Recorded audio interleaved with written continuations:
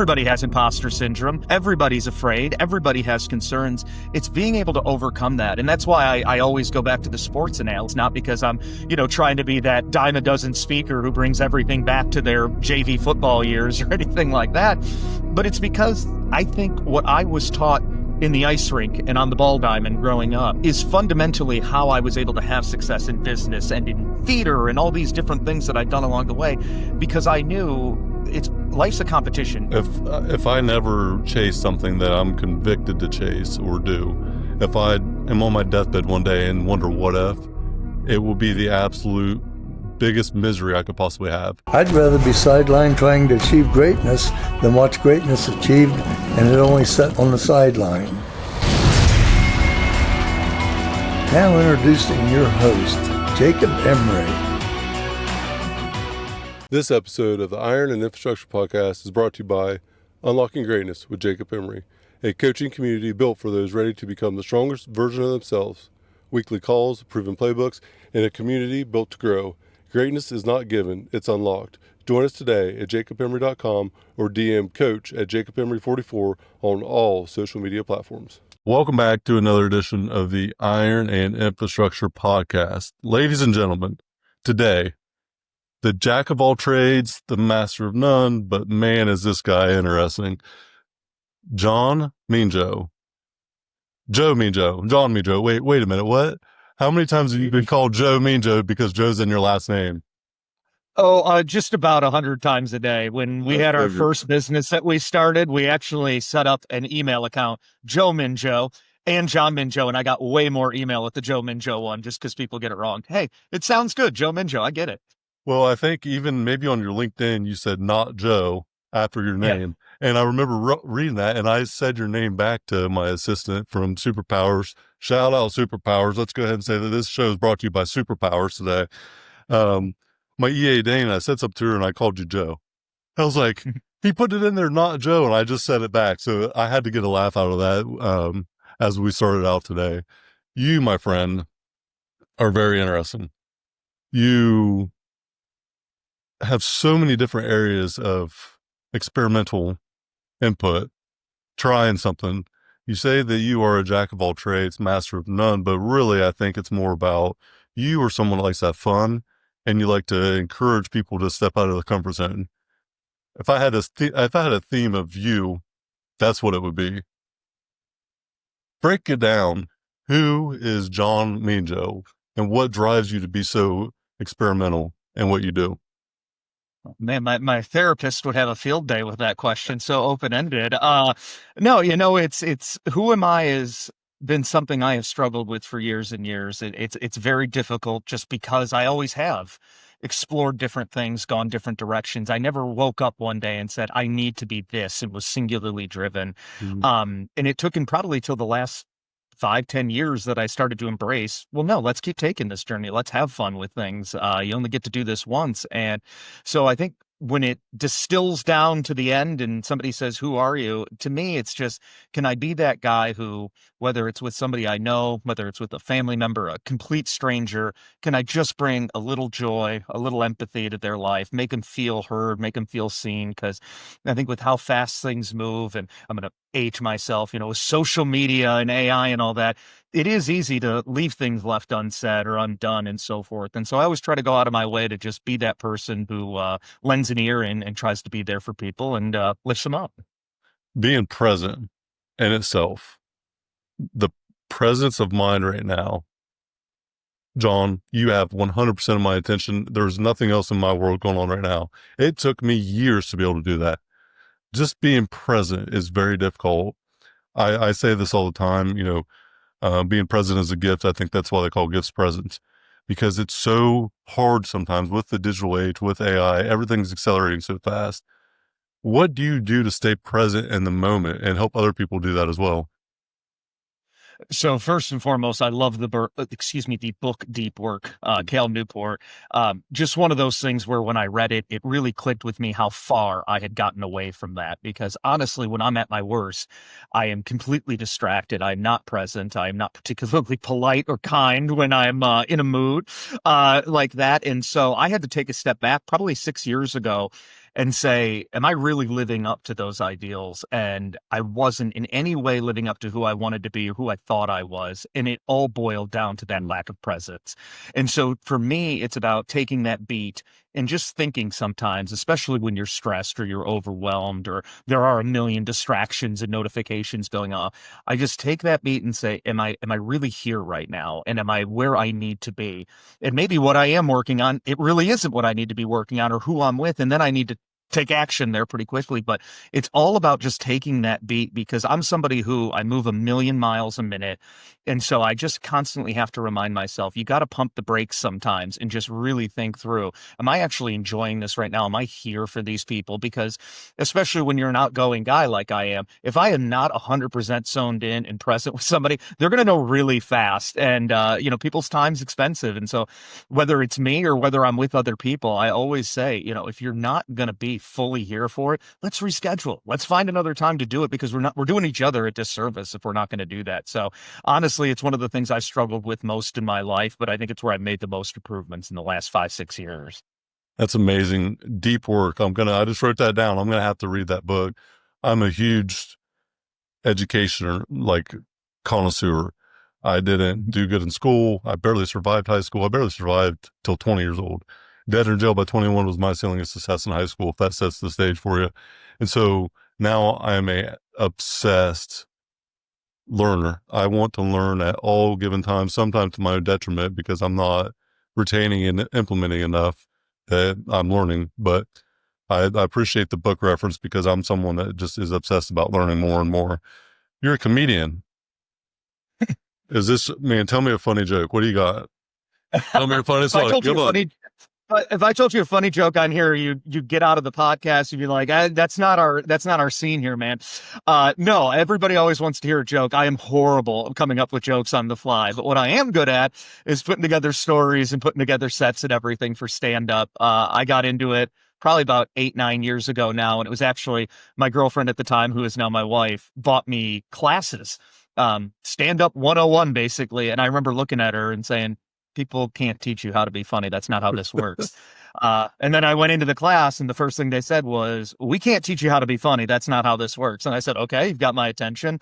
But what they could do is force you to get up on stage in front of a bunch of strangers, and you get funny real fast if you don't want to embarrass yourself. But for me, it was a natural kind of next step. I had done theater and musical theater growing up, hadn't done it for years. And turns out when you're, pushing 40 years old, nobody wants to play dress up and sing and dance anymore. And so a little easier to get behind a little stand-up comedy and, running businesses, being in sales positions, things of that. I'll tell you what, I've been up on stage in front of audiences where I might as well be telling jokes in a library. It's so quiet.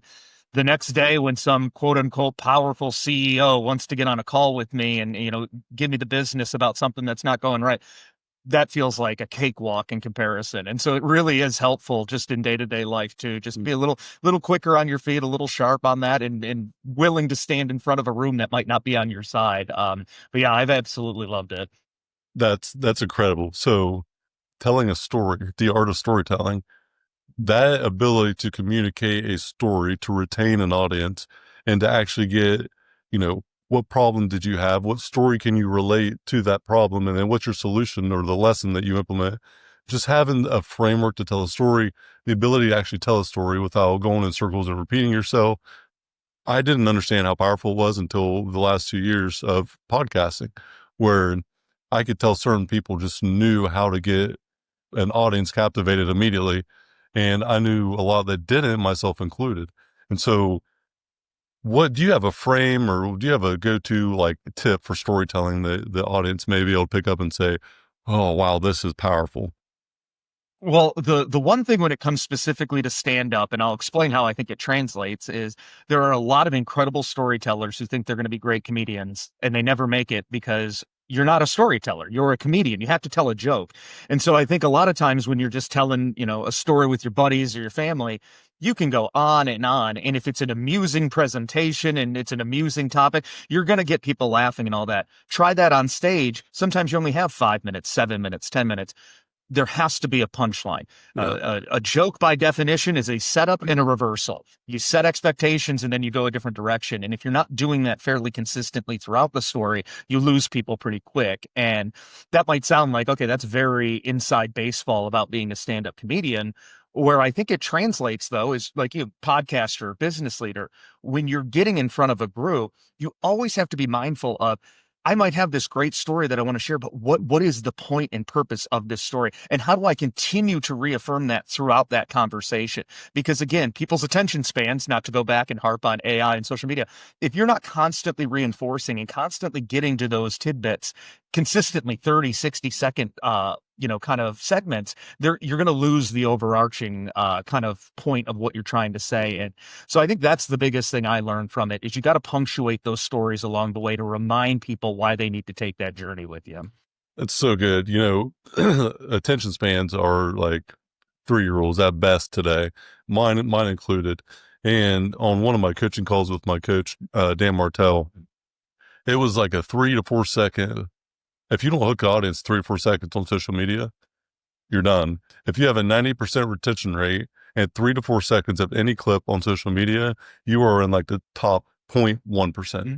Like not just 1%, but 0.1, because it's very hard to do that. And you said 30 to 60 seconds.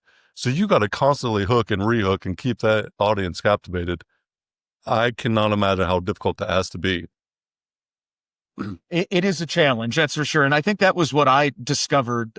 Everybody always has that story. You stick with comedy, it's because you survived that one bad show and just continued because you realized, oh, that's just how it's going to be. And I can tell you, I'm pretty good at it now. I'm not Seinfeld or anything, but I know when I go up when I'm doing the A material versus when I'm working things. And even then, you just go to an open mic where the people might have been overserved. They're not paying attention. They're, in the back living their own world. They could just be people who are out. They had no idea what to expect. And so you have to understand that. And I just remember the second time I ever went up, first time, killed it. Went great. I remember I didn't bring any friends, family, because I wanted to prove, are you actually funny without them here? Second time, I got very cocky, was effectively doing the exact same set, and it was crickets. And I remember I brought my girlfriend, again, my wife, at the time, and she's just sitting at the bar with me after and was like, so you said you're good at this though, right? I'm like, yeah, I think. And it was the realization that, having been a theater kid and a musical theater kid, I could be the worst cowardly lion you've ever seen in your life. What are you going to do? You're going to politely clap when I finish. You're going to politely clap during bows. And then you're going to get in the car and say, that guy was awful. And stand up, they're going to let you know right that second that you think you're off, that they think you're awful. And so, yeah, it's a lot of pressure, but to me, it's just a ton of fun though. How has rejection with comedy helped you in the business world? I mean, bar none. And I think I may have, mentioned this. We did some kind of pre-conversations online of, I was a sports guy on top of being a theater guy and all this. And so everything I enjoyed doing was all about competition and rejection, wins and losses. And to me, from a very young age, it started with sports. You learn that no matter how good you are, you're going to take the L sometimes. You will not win them all. It does not matter how good you are. It's just a fact of life. And so you develop that competitive edge and that competitive spirit of, okay, that's fine, but I'm going to do everything within my power to be the best at any time. The effort was always the key for me. And my father was my coach. And that was always, he was old school. But he could scream and yell and do all those things that motivated, but it was because he knew the effort wasn't there. And I think it's very, very similar with performance and all that. If I go up and I bomb, it's going to happen sometimes. But if I know I've had a great set, I put in the effort on it, it just didn't connect, maybe I was working new things, I can get through that and just say, okay, let's move on to the next one. And I think that's very, very easy to transfer over to business because, I mean, you and I met because we were on a discovery call together for Superpowers. A lot of people say no on those. If I took that personally, I'd get through 3 of those calls before I said, I think I need another line of work here. This isn't working. Right. And so understanding that everybody's in a different place, everybody's in a different mood, everybody's in a different kind of focus area. And so you have to understand where other people are coming from and empathize with them to understand that they're bringing a lot of baggage to this too. It might not all be on you. But again, I can tell you, if you've been on stage when people aren't laughing, when you're supposed to be making them laughing, nothing feels particularly all that intense or stressful anymore in the business world in comparison. That's for sure. All eyes are on you. If you're giving a speech, everyone's laughing. It's probably not the best unless you crack one joke, as you're, ending the segment or whatnot. But, Mhm. you're there to make people laugh. It's not guaranteed to happen, and it's probably less likely to happen than actually happen because you're supposed to do it. So it's like this, everyone expects you to be funny as hell, but your humor may not translate to them. Or, you might have some really dark, funny shit you say that they might not appreciate. So like it's not a one size fits all audience. It's not a one size fits all comedian. And it's not for everybody, but is for anybody that may enjoy that same thing as you. I cannot imagine how hard it is. So hats off to you. And I just got to say that has to have had such a beneficial translation.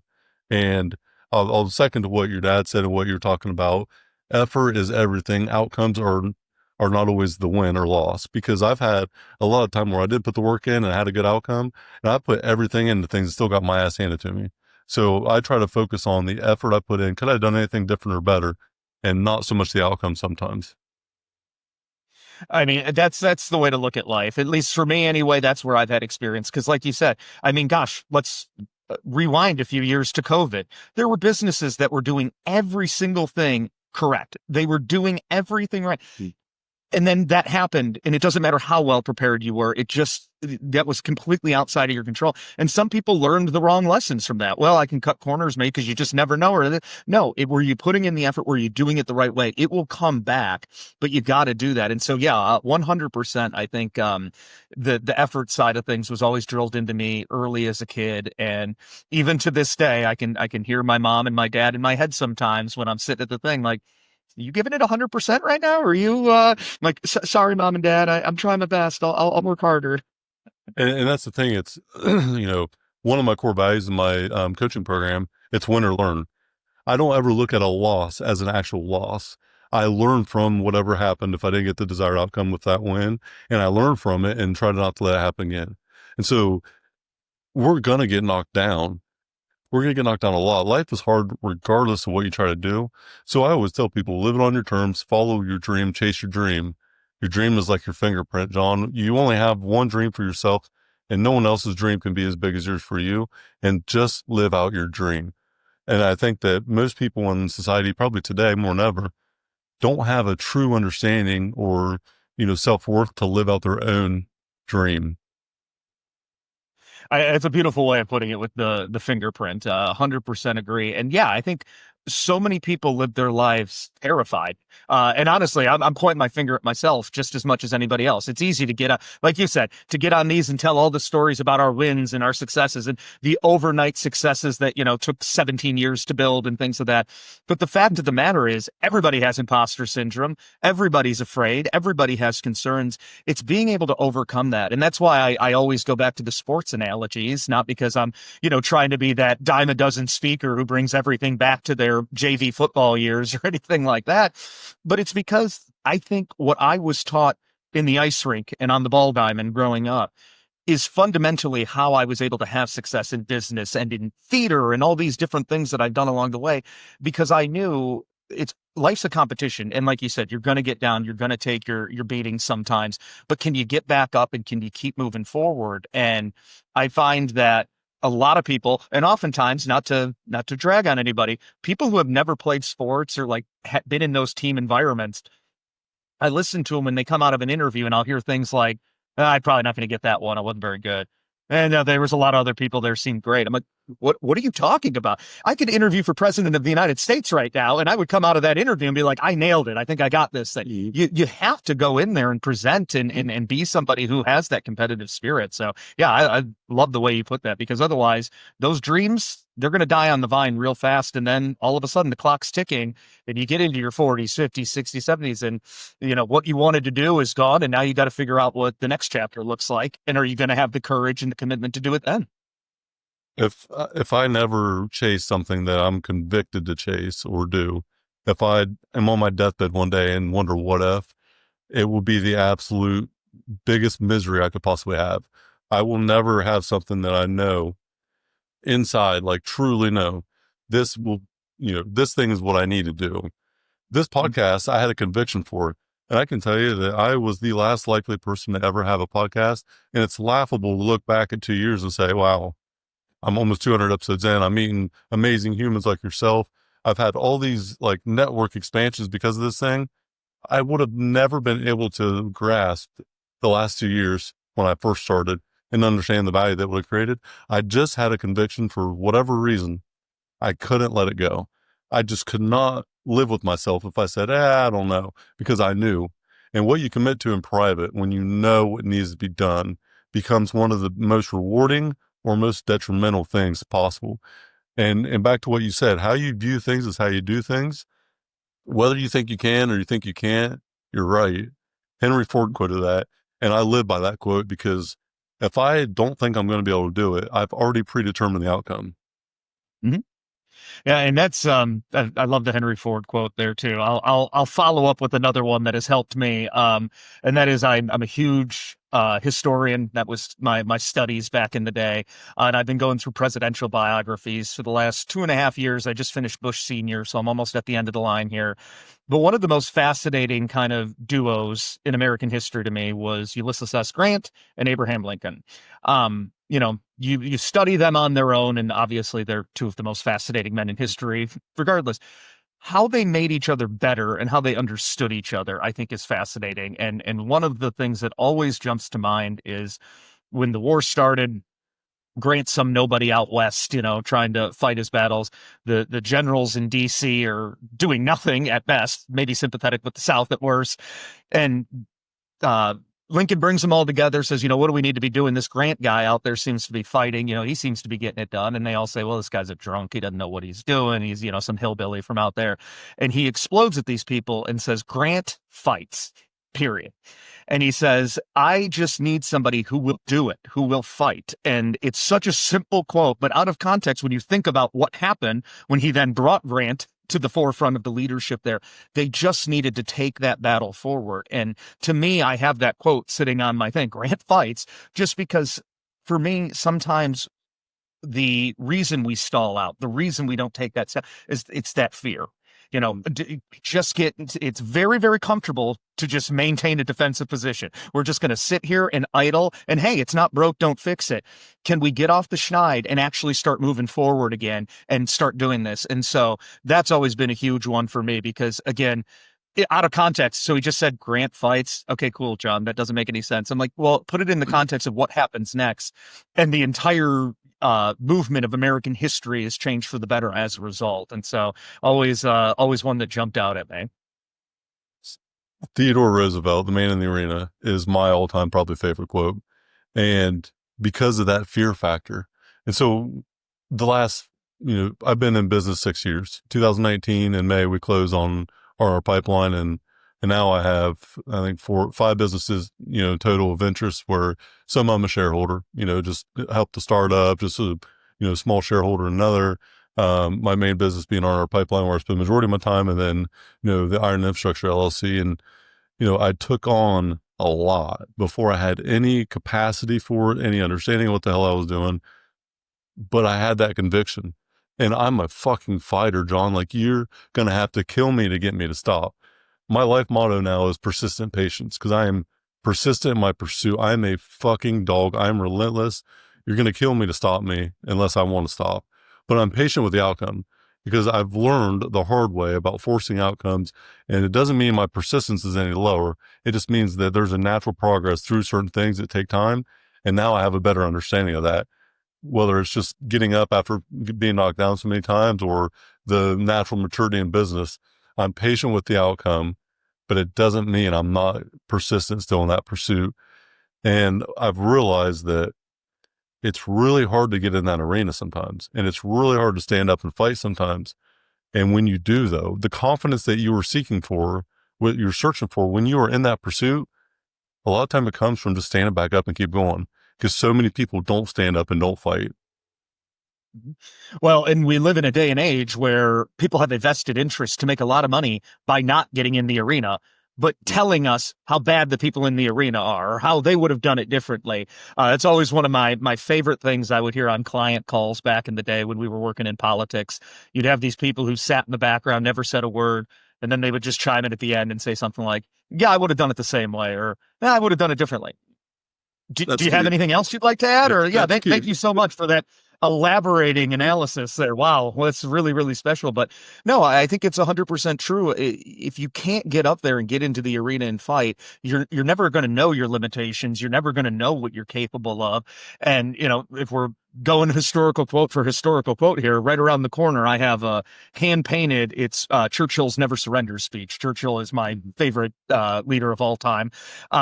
And, again, putting it in the context of when he gave that, the whole fury and might, as he would put it, of the Nazi Empire is coming down on London to say, we're just going to bomb you into oblivion until you surrender. And it was just this one guy who said, no, that's not going to happen. We will never, ever surrender this island to you, and it's never going to happen. And he rallied people behind that. He was the definition of the only man in the arena at that point.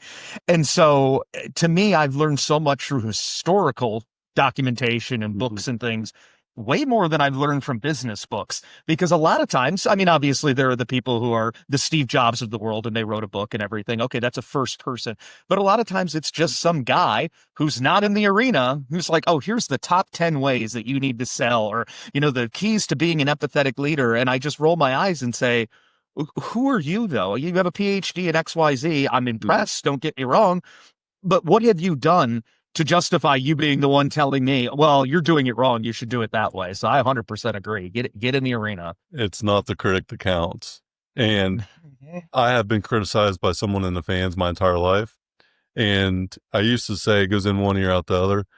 John, it does not get within 6 inches before it's deflected off. I don't let it even come close, because I do not allow my positivity to be taken from me. I don't allow negativity to creep in. I protect my positivity. That was one of my things this year, protect positivity. I can be around a bunch of vultures that want to take it away, and I refuse to have that environment be part of my journey. Because if someone's not trying to increase the value of my life like I will theirs, I'm always here to provide value. It might come out like, oh, you're an asshole. I'm trying to help you. If that means it comes out like I'm an asshole, maybe there's some self-awareness that needs to be there. I'm not trying to criticize you for no reason. I'm trying to tell you that you're doing these things to lead to this result. You don't want this result, and these things are contributing to that. I'm not going to tell you that something that's going to make you feel good if it's clear that what you're doing is detrimental to you. But I'm going to approach it out of love and care, because I want to see someone get through that pain. I want to expedite that journey. But a lot of people are not willing to hear or be open enough to hear that.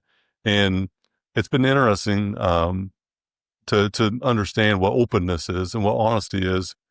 Can you be open without reserve to hearing some criticism from somebody that's already done the thing you're trying to do? That all day for me. If you've done it, hell yes. If you're criticizing me because your own insecurity is coming out of your mouth with your lack of ability or willingness to get in that arena, and you're sitting in the stands and you're going to be the critic to me in the arena fighting, I got no time for you. And that understanding was powerful in itself. And I'm sure being a comedian, holy shit, you can probably add that quite a few times. Yeah, to say the least. But I mean, I love the concept of protecting positivity, because I mean, full disclosure, I'm somebody, I've always struggled with depression, with anxiety. I do therapy, not telling everybody they need to do it. It works for me. But I think at my worst, I'm the exact opposite. Again, the whole reason that Grant quote, or the Lincoln quote about Grant, speaks to me is because I know I'm at my absolute worst when I'm just sitting there. Because what happens when I sit there? I become the person that's not in the arena. I say, well, I would move if that happened, or if this person didn't do this, or I'm being held back by that over there. And it's all BS. It's stuff I'm making up in my mind. I'm telling myself stories to give in to this idea that, well, you're depressed. Well, guess what? There are imbalances in my chemicals in my brain. I'm going to be depressed. That doesn't mean that I have to then give in and make it even worse and continue to shovel onto it. And I think that's where a lot of people struggle. You'll hear people, everybody sounds like a therapist now on Instagram and LinkedIn and all that stuff. And I'm reading what they write. And I'm like, you seem to have identified maybe a problem there, but you seem to then have said 15 things that I think would make that problem worse. So I'm not entirely sure. And so I do think that part of it is understanding who you are, what those limitations and what those setbacks can be, but still being willing, like you said, to hear somebody say, hey, John, I hear you, but I think you need to be doing X, Y, and Z. And to be able to take that without saying, oh, well, don't you know I'm depressed? Oh my gosh, you're making me anxious and all that. And again, if you came at me like a complete psychopath, well, then you might have some reflection to do as well. But obviously that's not the case. And I just think too many people are unwilling to put themselves into a position of vulnerability. One, because it's just easy these days to just say, well, I wasn't in a place to receive that mentally, physically, or what have you. And two, because I think it's just easy for people to say, if I ignore it, it's not a problem and I'm just going to keep moving forward. But their idea of moving forward is sitting exactly where they are unless they open up their ears. It's back to fear. Mm-hmm. Fear is extremely powerful, and so is faith. Faith in the good outcome happening. I haven't done X, Y, and Z yet. I'm on my way there, knowing that you can achieve it. And if you don't, you die believing that it could be true. Because if you're focused on that thing, it expands in the good, but also in the bad. Fear is very powerful. Everybody has it. Thinking that it doesn't exist is asinine because everyone has fear that is present in their life some way or another. But are you in control of fear? And you can either, I think being fearful is okay, but being afraid is not. Being afraid is saying that I am being captivated by fear and I'm not in control. Being fearful is saying there's this fear present, but that some bitch is sitting right here. I got my arm around it. I am in charge. Fear, you're coming with me. You're sitting shotgun, I'm driving. And it's knowing with the present mind it's there, but being fully in control and aware of it and still pushing forward. If you don't have fear in life, you're not trying anything. And risk in life to me isn't doing this thing and failing. It's letting the fear win and never trying. 100%. And I think a lot of times when people hear about overcoming fear, fear sitting shotgun with you and all of this and things, they think you're, go base jumping or something like that. And no, I'm just saying some of you won't leave the house because you saw something bad on the local news. What is happening right now? Like I live in the kind of the entertainment district of Dallas, Deep Ellum area down here. I'll hear a gunshot every now and then. It's at 3 a.m. I've been fast asleep behind a double locked door on the 8th floor of my building for many hours. So it's like, I'm not going to sit there and be like, well, I guess I can't go outside anymore. I think people they look for excuses, like you said, to not take action. And fear is just such a beautiful excuse because so many people can relate to it and because it's an easy out. They can say, well, I was going to do that, but gosh, I just didn't have the money or I didn't have the time or, I didn't have the infrastructure. So I was just afraid of letting down myself, my friends, my family. And then what they find out is the clock ticks on life. The only person they let down were themselves by not taking that risk. Nobody gets to the end and says, I took too many risks. They get to the end and say, I never got out of my comfort zone. And did I really live a full life as a result of it? And so easier said than done, I know, but it's what I try to remind myself every day. It's not easy, but it is very simple. It's very simple and very clear that we all have the same destination in life, regardless of anything else. We are born and we die if we're lucky enough to have both of those things happen. And so we share the same destination, but by choice, we don't all live. I've seen so many people die at 25, maybe be buried at 75. The hamster wheel of hell, bureaucratic system, hamster wheel, like they get on this thing and they just hate their life and they do that day in and day out as long as they live. That is not for me. I refuse. If I lose everything tomorrow, I'm going to come back stronger than ever, because one thing that cannot be taken from you with monetary value or success in business is what you learn, the person you become. The person you become directly reflects the success you have. And the person that loses it all after having some level of success and comes back from that shows you the true value of that person internally. I love it. It reminds me, we had Jesse Itzler as a speaker. So I'm the executive director of EO Dallas Entrepreneurs Organization. And we had Jesse Itzler come in, very famous billionaire, really interesting guy, tried to be a rapper back in the day. But he was basically talking about legacy, which comes up constantly when you're talking with people who are entrepreneurs in particular. And he had a great line where he was saying, I'm a billionaire. So he's like, let's put that on this side. I have billions of dollars in the bank, jets, all these things. And he wasn't being cocky. He was like, that's what's on this side. If I'm morally bankrupt and I'm not there for the people I care about, and I have to tell everyone no that I care about and all that, you are the sum of these two things being multiplied together. So 1 billion times 0, you got nothing. And again, not to be depressing, but I unexpectedly lost my father last month. And I think the line is you experience two deaths, your actual death, and then the last time somebody mentions your name. Mm-hmm. And I can tell you that for some of these people who are so legacy obsessed, it's always about the business. It's always about the money and all these things. I can tell you if the last time somebody dies is the last time their name is mentioned, my father's going to outlive all of us because 53 plus years of coaching hockey and hearing the stories over the last month of people who I haven't talked to in 20 plus years who are saying, my kids have already been taught about what your dad said about X, Y, and Z, or how he came through for me in this one time when other people didn't. That to me is what legacy is all about. And obviously it's very fresh on my mind because of everything that's happened. But I think to your point, it goes back to we all end up in the same place in the end. And I know that the reason I mourn right now is not because of all the things that were left unsaid with my father. He knew we loved him. He loved us. We all had so much love, their family, friends, all that. We mourn because of all the things that we still wanted to do together. And so I think as people think about what they want to do with their lives, where those next steps are, they just have to remember that the clock is always ticking. Tomorrow's never guaranteed. Mm-hmm. And I'm not saying you got to go and put every dollar you have into some risky venture or anything, but, think of those things where you're comfortable enough to say, I have to at least give it a chance here or take that risk, because I've never met people who take that plunge and say, that was awful. I should have just stayed in my little comfort zone the whole time. You gotta stretch out. That is, that hit me hard. Honestly, that quote that you just referenced is the reason this podcast exists. This episode of the Iron and Infrastructure Podcast is brought to you by R&R Pipeline Inc., an infrastructure company. Join our team today at rrpipelineinc.com. I don't know if I've even ever really talked about it in general, maybe at the very beginning. So my grandpa was the reason that he was the first person I interviewed. In episode 100, it released to everybody to watch. I interviewed him maybe a month or two before actually releasing the podcast, before I even had the name set up. And it's because of that quote, because my grandpa he's still alive. He's 85 now, I believe.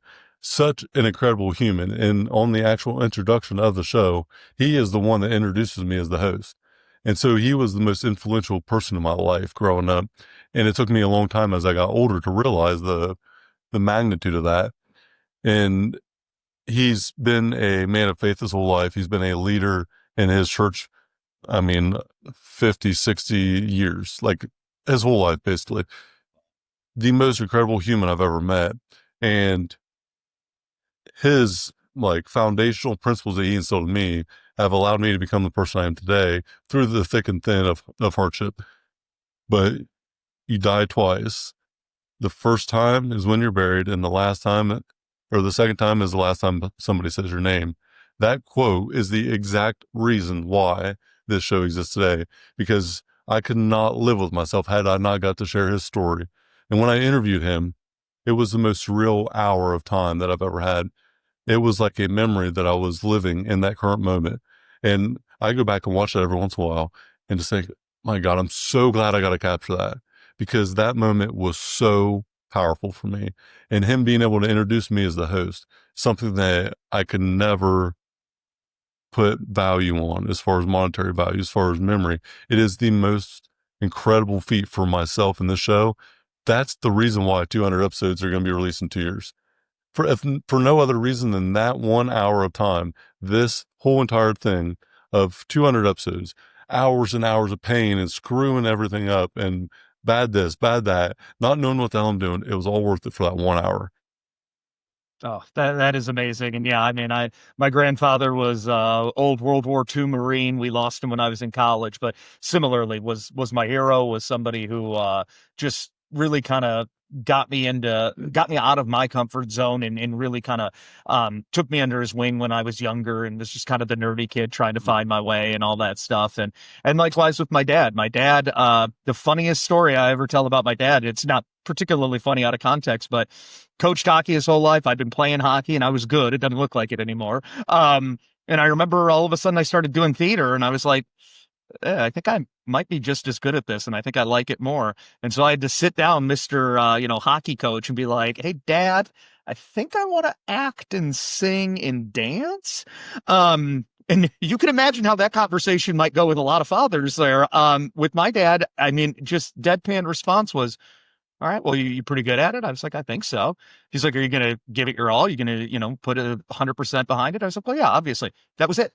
And he became, and this is kind of sad, actually, my biggest fan. Like, to a point, it was way too much. But it didn't matter if I was playing sports, if I was doing comedy, if I was doing theater. He was at every single performance, every single game. And it was just, again, when I think about legacy and what I want to leave behind, I read Man's Search for Meaning a couple years ago when I was in a particularly tough spot mentally, and all about existentialism. Why are we here? What's the purpose? And I've always struggled with that because, like I just mentioned, I was one of those people who thought, well, if my business gets to X, then I'll feel like I'm somebody who will be remembered. Or if, there's this in my bank account, surely everyone I know will be taken care of, and that'll be my legacy. And now I look with everything that's happened with my dad and the outpouring of feedback, and it just was such a reminder that your legacy is how you treat other people, how you make them feel, heard and seen, and things of that nature. And so, like I said, I think his legacy is going to outlive us all at this point. But just trying my best to be 1/10 the man he was, and we'll take it from there. That's the same with my grandpa. The same thing where I didn't want him to be gone one day and his story to be gone with him. I wanted it to be out there.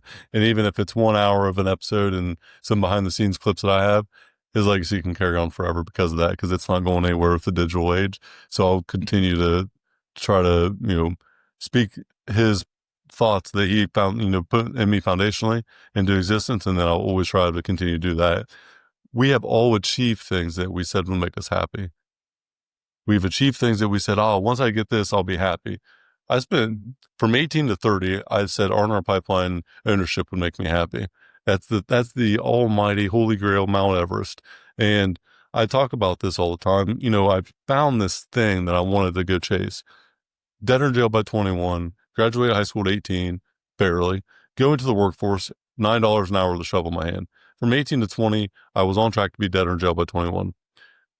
I was not living a good life. I was living the life that everyone said I would. At 20, it snapped, and I changed. Incrementally changed for 2 years. I traded a happy hour for personal development, 1 hour a night, whatever it was. And it was that incremental, small micro change that led to just huge results. At 22, I become a foreman. So I go from labor pool at the bottom to a leader of 4 or 5 men that have been in the industry for a while in 2 years. And I thought, man, if this is possible, what else can I accomplish? And then I set out the goal. I'm going to buy R&R Pipeline by the time I'm 30. I was 22 years old, 23 years old. And I did that. And I thought, that's going to be the thing that fulfills me. I am the fucking man. Put me up on the mountaintop. Give me the crown. That's going to be the thing. And I got up on that mountain and I felt nothing because that was just a ledge. I didn't enjoy the journey. The view was so good, but it wasn't that good because the climb was never thought about. I didn't enjoy the climb. I grinded through and I hated it most of the time because I knew that I just had to do this thing. It was like I was forcing myself to do something I didn't want to do. Maybe true, maybe not. But when I got to see the view, because the climb was never enjoyed, I didn't enjoy that view very much. And that was one of the most eye-opening things for me. The accolade of being the owner of R&R Pipeline wasn't the holy grail for me. It's the people I can serve, the people I can support. Who can I put around me to make everybody better? What's the destination for this team that can change all of our lives? Success to me wasn't about me. But it took a little bit of time to figure that out after buying the company. It was about the group. If you're on my team, I'll give you the shirt off my back and I'll do anything for you. Jon, you're on my team. I think you're an amazing human. Superpowers is a company that I'm all in on. Ryan Caston, Stephen Nooner, the whole entire Amber, Dane, my EA, everybody at Superpowers, you're on my fucking team. I'll fight to the death for you. So that's how I look at it. If you're on my team, I'm all in. If you're not on my team, I got nothing for you. That's how I view it. Build a transformational team legacy of excellence is what R&R Pipeline is here to do. That's my personal mission in life anyways. I want to help inspire and empower others to unlock their own greatness. But I didn't realize that when I was climbing up my own mountain because there was a lot of people helping me that I didn't look at and say, oh, thanks for that help or thanks for this help. I appreciate you. But now I know if I want to hold up a trophy at any given point, I got to go through that training ground daily and I got to appreciate the team around me. And so now my mission is more to serve than to be served. And I want to help inspire others. I don't need to be inspired. I have enough fire under my ass to try to inspire others. So it's about that team atmosphere for me. What is it for you with the people you put around you, with the power in that, investing in yourself and with the people, protecting your positivity, the ones that you surround yourself with? Your environment creates your evolution or it takes away your evolution. How powerful has it been for you to be a part of the Entrepreneurs Organization? I think you're a member of Strategic Coach or were a part of Strategic Coach. If nothing else, you understand the base of that. Stephen Nooner, I know you got to know him. He's my coach in Strategic Coach, by the way. Shout out to Stephen Nooner. I fucking love you, dude. I don't know how else to say it. You put yourself in these entrepreneur-driven companies, these entrepreneur-driven organizations. You're driven that way. How has it had an impact on your success and your openness and willingness to fail and then do it again and continue to get up? And I think you might fall down a lot, but you're not falling down backwards. You're falling forward because you're always willing to get up and keep fighting. I love that. And I mean, I like the way you speak about your own legacy with your team and the shirt off the back and all that stuff. I mean, that's in many ways what I seek to achieve as well. And yeah, so I was a member of EO, Entrepreneurs Organization, probably the only person that went from being a member to now working for the organization. I doubt that's going to happen very often, but I run the Dallas chapter. I was a member of Strategic Coach, and then COVID happened, stopped, and like so many things in life, I've always said, oh, I need to get back to that, and just haven't quite yet. But to me, it went in phases. So similar to you, when I started all of this, Ryan Casson and myself, the co-founder of Superpowers, he and I have been close friends since literally our first class freshman year of college. Which coincidentally is the first time I realized that maybe I wasn't as big of a deal as I thought I was, because I'm from Romeo, Michigan. I don't want to, get your viewers here too pumped up, but I am the second most famous person from Romeo, Michigan, just by being on this podcast. The first being Kid Rock, and I'm nipping at his heels here. I'm going to catch him at some point. But I knew Ryan. I met him my first class freshman year. I was the kid who was the star hockey player, getting all the leads into plays, straight A student. I go into the first class. The first time I heard that guy speak, I was just like, huh, wait, what is this feeling? Is this what it feels like when someone's better than you? It sounded like I did not care for that. But we quickly became friends, and it's lasted ever since. But I had that first thing. And then when I joined these groups, this was probably about 6 years ago when I started getting into all that, we were doing our political business. And like you, we did political consulting. And like you, I was not enjoying that journey. It was just a slog. Politics, as I probably don't have to explain to anybody, is a mess, and it's angry, and you're bringing just a lot of negativity into the world and gladly taking the paycheck for it.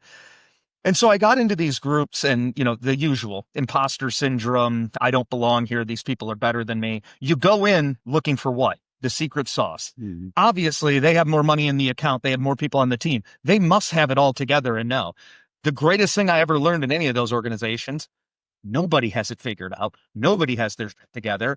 Everybody is faking it just as much as you are. They're just putting themselves in an opportunity to either win or lose. You got to take the licks and keep on moving forward. And so it was actually Ryan sat me down one day, and I think it was in the book Daring Greatly. Is that the one? Yeah, I think where they talk about the idea that I always said that I'm just a lucky guy.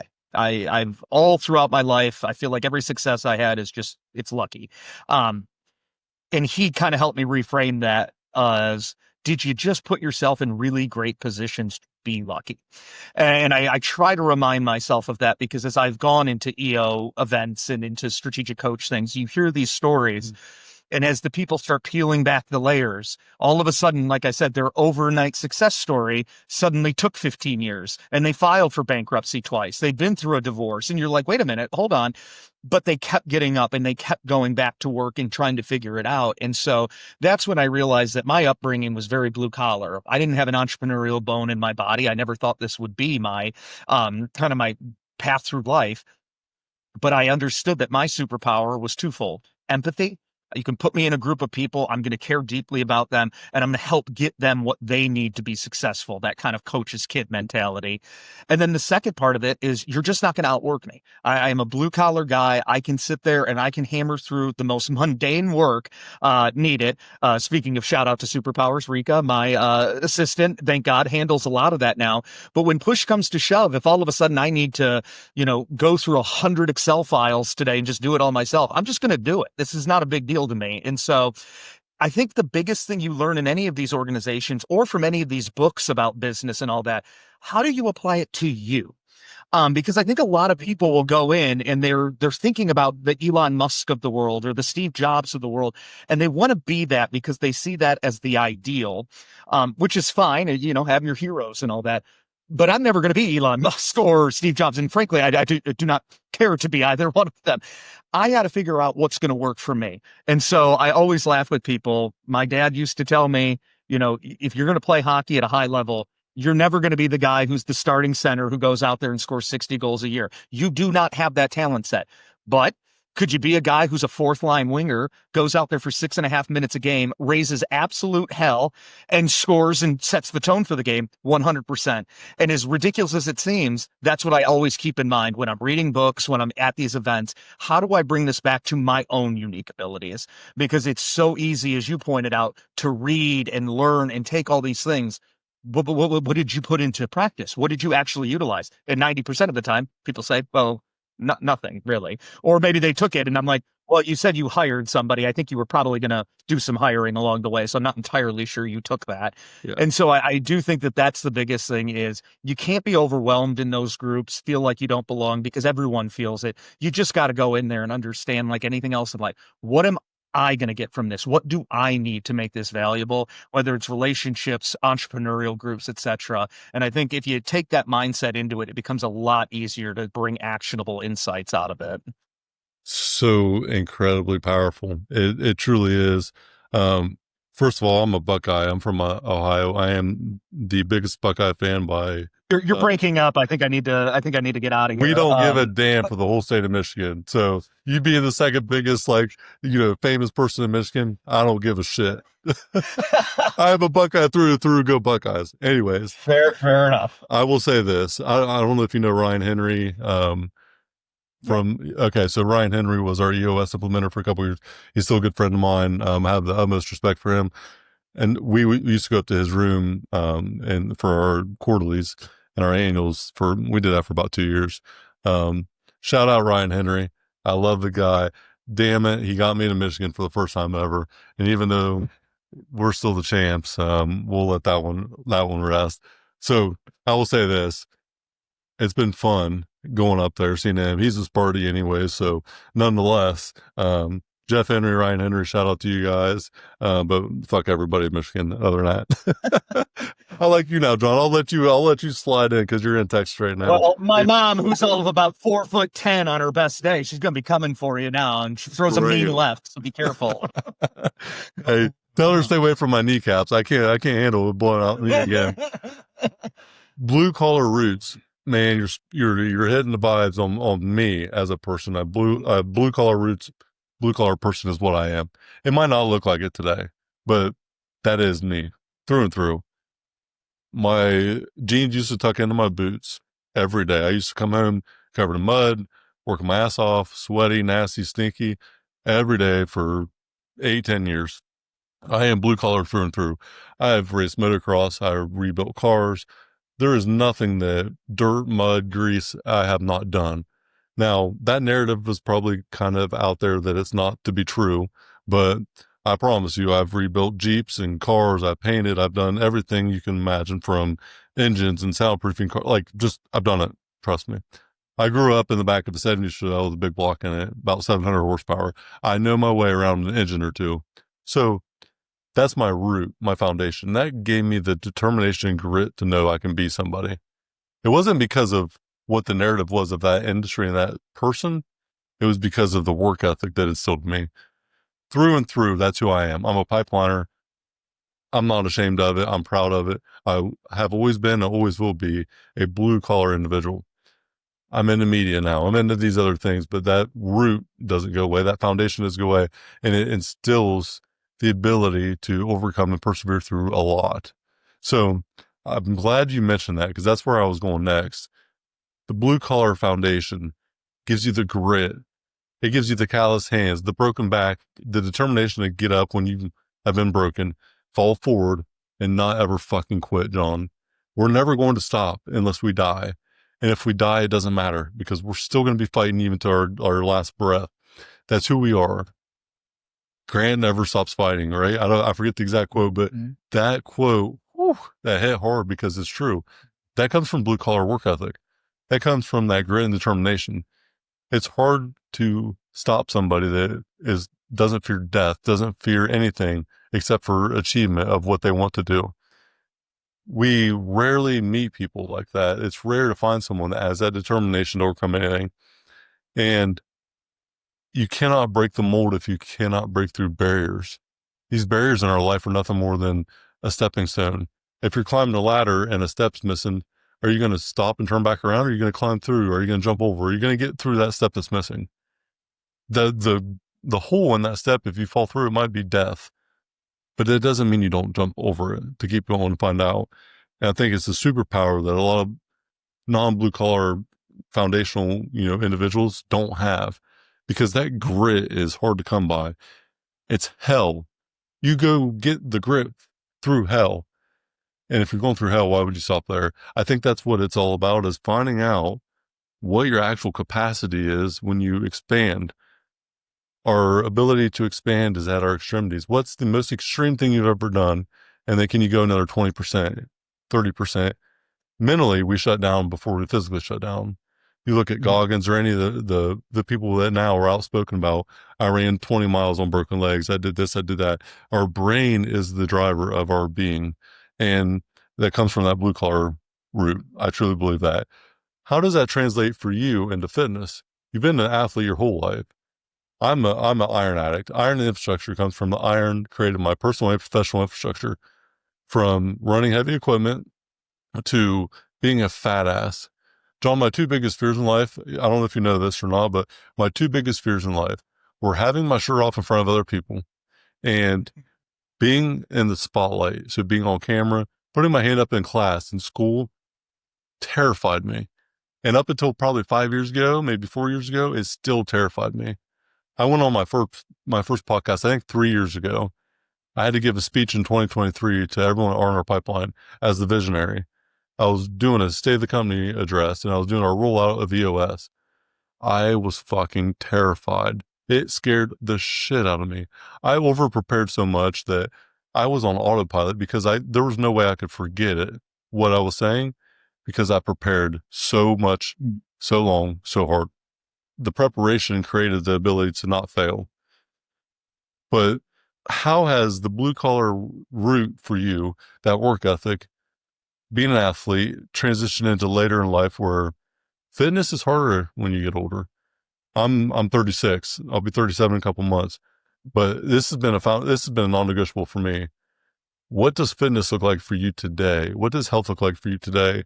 And how do you keep yourself balanced with that?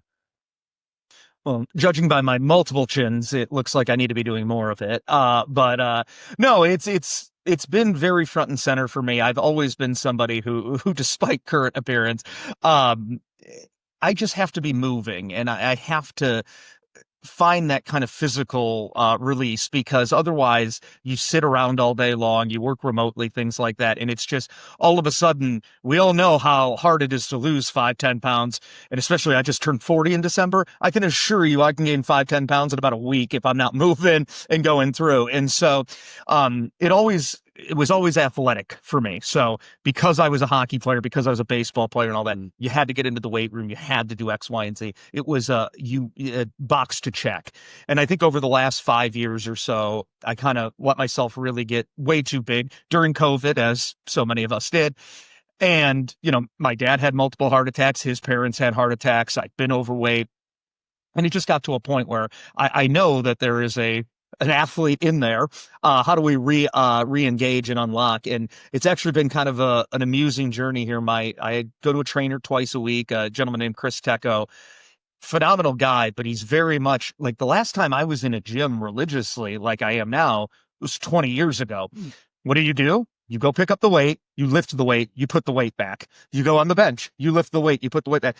Well, all of a sudden he's got me with these bands and I'm standing on one leg and I'm on a ball balancing and the weight's only 15 pounds. And I'm like, bro, like, what are we doing here, man? I gotta get this going. And so experiencing kind of the new age fitness stuff of, well, no, by doing it this way, you're engaging, these 17 other muscles here, and it's going to hurt like hell tomorrow. You just don't realize. And so it was kind of an interesting opinion. Speaking of the blue collar, when we first started together, I was like, my man, like you're so zen and peaceful about all this. And I'm glad that you have that. I need to throw some shit around here because I need to be angry when I'm working out. Like I need to get to that level. And so much of it was us just kind of feeling each other out. And it's been great since. And it also happens that he has boxing training.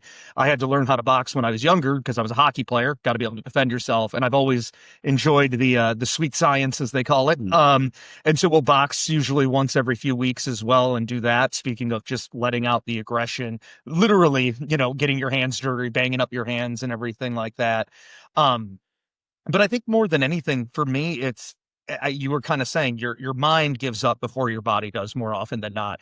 And to me, it's as much of a mental release as it is a physical release. Okay. So yeah, absolutely. I love going in there and throwing the big weights around and seeing my arms pump up and everything. Who doesn't? But at the same time, I like when we're doing a boxing thing and he wants me to do 3 minutes on the heavy bag, throwing haymakers.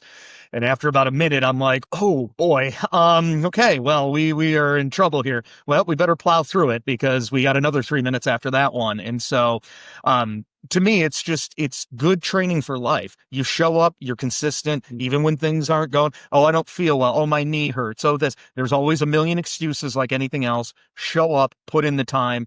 And then I think the most important part for me, somewhat unrelated to your question, is if I'm investing in myself in that way and I'm showing up, putting in the time, it's then much, much easier to invest in the kitchen. I love to cook. I can spend all day, all night putting stuff together.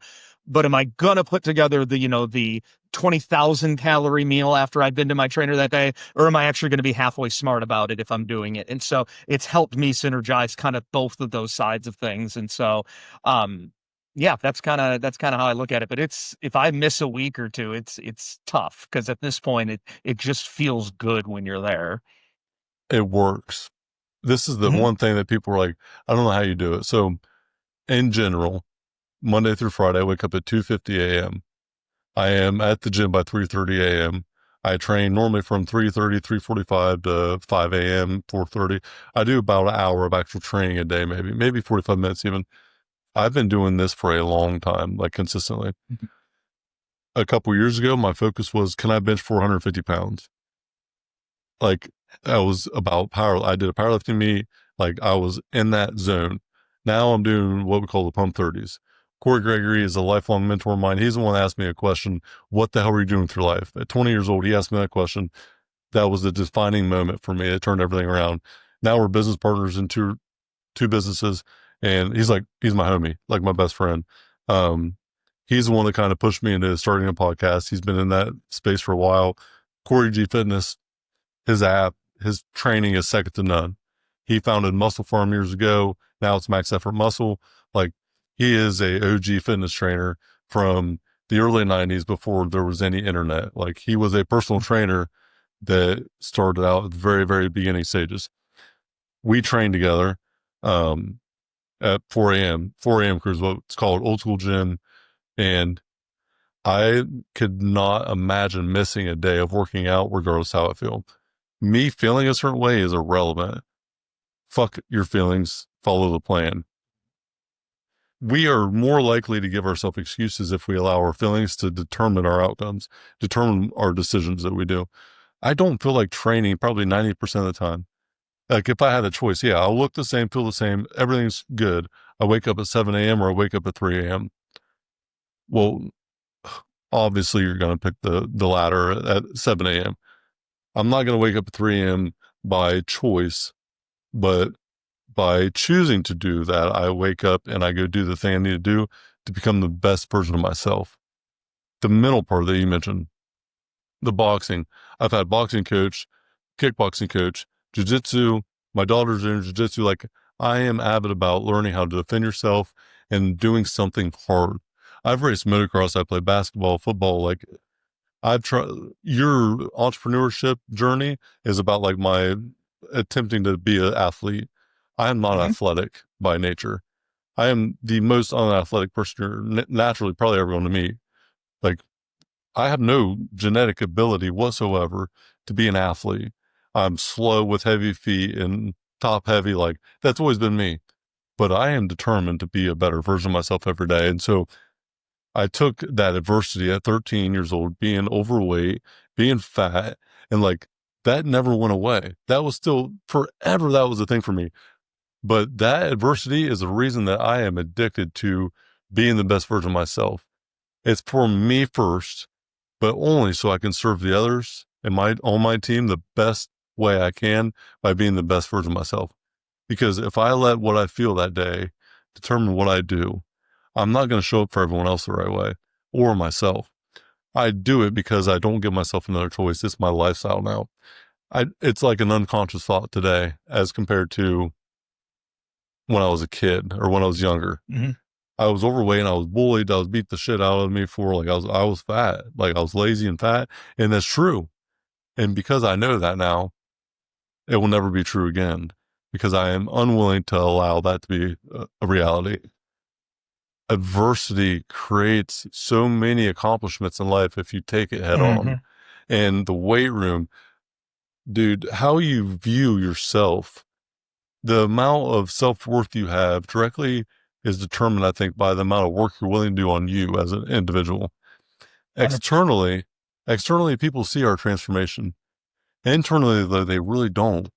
But if you show up in shape, discipline, I accomplish this. I know Ryan Caston, I think he did like, I forget the name of it.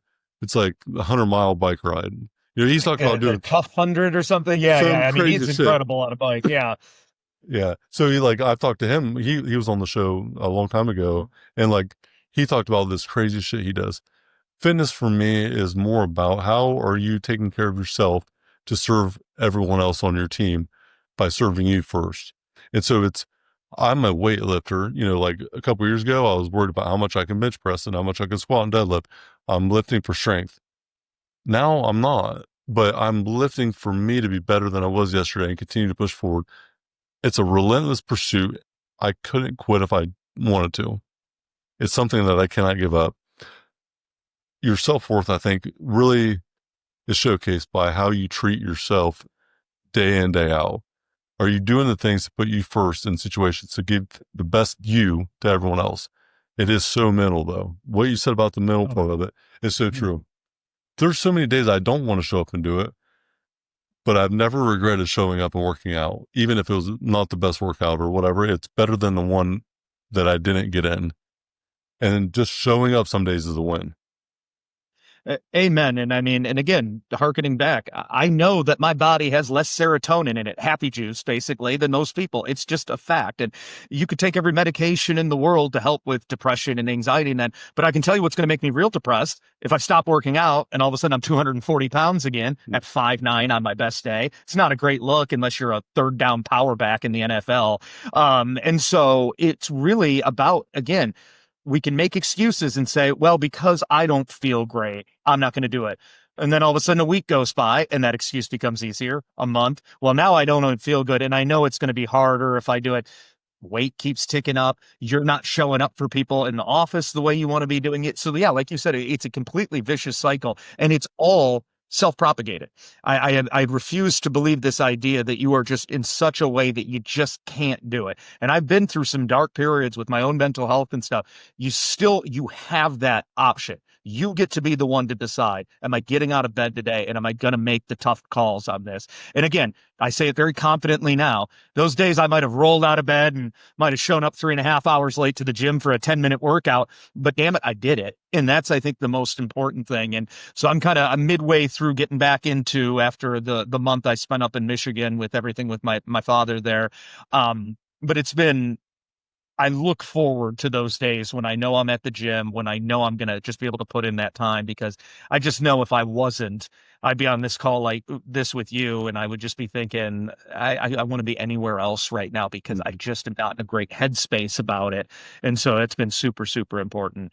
And it helps that I have literally the biggest calf muscles you'll ever see in your life. So from the waist up, I might look pretty ridiculous in a gym, but I love when dudes like you come up to me and they're like, bro, man, what are you doing for those calves? And I'm like, do you see what the rest of me looks like? Like, why are you asking me for advice? But always a little fun, especially when I get to just mess with them and make up insane things. Like, oh, I get out of bed, I do like 1,000 weighted calf raises every morning since I was 7. The huge what one does. But yeah. This is personal now. Now we're getting fucking personal here. I've worked out my calves probably 3 to 4 times a week, every day for the last 15 years. And yours are probably 3x my size, and I've never met you in person. It's one of them things that it's painful for me, John. We're going to fucking fight when I meet you. You better bring in the gloves, bud. I'm a southpaw, so be careful. I don't care. But It's hey, so I funny you love mention it. that. It's so funny you mention that because you probably never worked your calves out, right? Rarely. I mean, not really. And everyone always thought it was because I played hockey. I was a catcher in baseball. But then all my hockey buddies were like, why are your calves so gigantically large? And so there's genetics. I don't really know, but they are. I mean, it is comical how large they are. That's my business partner the same way. I think he's 5'9", and he doesn't really work out anymore. He's not like in prime shape, but his calves are huge, and he always like busts my balls for that. It's like, fuck you. I told my wife, I have been paid to act, to sing, for stage stuff, for comedy stuff. The last one, I got to get paid for male modeling. I just want to be one of those pictures shoe models when you go into like where it's just the shoes, it's just like the kneecaps down. And I told my wife, I'm going to show up with like a double quarter pounder hanging out of my mouth so that the wide shot's going to be ridiculous, but people are going to see those legs and be like, well, that's obviously Photoshop. Nobody looks like that. But that'll be when I know I peed. Hey, Calf OnlyFans page coming at you soon. I've actually made jokes about my OnlyCalves account, so there you go. Yeah, OnlyCalves. Oh shit, this is great, John, my friend. We haven't met in person yet. We're going to one day. Next time you see Ryan Cass and Steven Nooner, shout out to both of them guys. Shout out to Superpowers. If you guys need an executive assistant, if you're not going to Superpowers, you are fucking missing out. I cannot say it enough. Superpowers changed my life. My EA Dane, I call her the COO of my life. She organizes everything for me. Without her, I would be a kitchen fire, not just a dumpster fire. And so it's changed the way that I operate. It's changed the freedom that I have now, but it's allowed me to evolve in a way that I never thought possible. Steven Nooner's my coach and strategic coach. Shout out Steven Nooner, my friend. I fucking love you. I cannot say it enough. He is such a extremely great human being, and he truly cares about everyone on his team and everyone in his network. I can't say enough great about him. Meeting him day one a few years ago, him and Ryan Henry both same time, I opened up with vulnerability about something that in that session that I never thought would have happened, and it changed my life forever. I'm forever grateful for them two people. Cannot say enough about them. Superpowers as a whole. John, I met you a couple years ago in the opening audition call, whatever you want to call it. I didn't know you were a comedian because you weren't that fucking funny then, but now talking to you, you're pretty damn funny. Nonetheless, Superpowers is absolutely the way to go. If you want some freedom back, if you want to take away that pain of being unorganized, missing out on deals for your business, anything in life that's holding you back with organization, go to Superpowers. John, I cannot thank you enough for your time today. It's been an absolute honor. As we wrap up today, I want to give you the chance to let the listeners know where they can find you at. And are there any final thoughts that you have before closing out the show today? Appreciate you. Well, first and foremost, I really, really appreciate you having me on. It's pretty incredible and rare to be able to have a conversation with somebody like this where we're bouncing through topics, personal, professional, everything in between. So I really had a good time. Hope it was helpful. In terms of kind of why you can contact me or when, first and foremost, if you're looking to unlock those new levels of freedom and growth through Superpowers, you go to superpowershq.com, you sign up for a discovery call on the site, and good news or bad news, depending on how you felt about this particular podcast, I'm probably going to be the guy you talk to. Love having those conversations, walking you through those initial first steps and seeing if there might be a fit where we can add some value to your life. So absolutely hit me up through Superpowers. I mentioned EO, Entrepreneurs Organization, a few times. I'm involved with the Dallas chapter, but there are chapters all over the United States, all over the world. If you're looking to kind of level up as an entrepreneur, excuse me, to take that next step, to really feel like you found your tribe and people who really understand the highs and lows, it's for founders by founders. It's an incredible organization. If you reach out to me, and I'm sure we can pass along all my information to make this easy, I can hook you into a chapter near you, have a conversation with them, see if it might be a great fit. But I can't recommend EO and Entrepreneurs Organization enough. And then third, if you'll allow me, just since I brought up my dad, and unfortunately losing him unexpectedly a couple times on this call, I'll just add, the final thing I ask of everybody is we've talked about legacy on this. We've talked about ways to be remembered. My dad was the best and all he ever wanted. And what I encourage everyone to do is, laugh a little louder with the friends and family you have around you. Hug them a little tighter today, love them a little bit more. All of those things combined and put together, that's how you truly create a legacy and something that'll keep people talking about you and remembering you for years and years to come. Because I think we're all just a little kinder, a little bit more open, a little more empathetic with each other. Goes a long way. So can't thank you again enough for having me on. I appreciate you and look forward to talking with you soon. Stop telling yourself one day. It isn't about one day, it's about day one. Today should be your day one. What you need isn't another day. What you need is clarity with the community to give you confidence to unlock your greatness. That's what the group coaching program is all about. Confidence, clarity, via commitment. Hit the show link in the notes. Let's start unlocking your greatness now, today.